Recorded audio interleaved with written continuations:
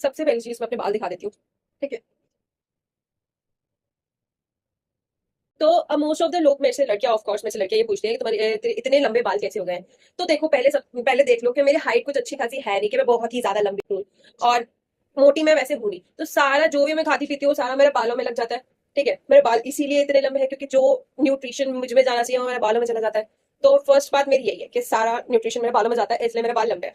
Second, अगर तुम किसी ऐसी जगह रहते हो जहां पे बहुत ज्यादा पॉल्यूशन है तो तुम अपने बाल खोल के नहीं जा सकते हो, बिल्कुल भी नहीं। सारा का सारा ना तुम्हारे नहीं बालों में लगेगा और तुम्हारे बाल झड़ेंगे, तुम्हारे बाल डैमेज होंगे, पता नहीं कैसे स्प्लिट एंड्स हो जाते हैं। तो तुम ये नहीं सोच सकते कि तुम एक ही टाइम पे चाहे तुम खुले बाल करके चले जाओ, तुम अपने लंबे बाल ले लो। तो तुम्हें इस चीज का सबसे ज्यादा ध्यान रखना चाहिए।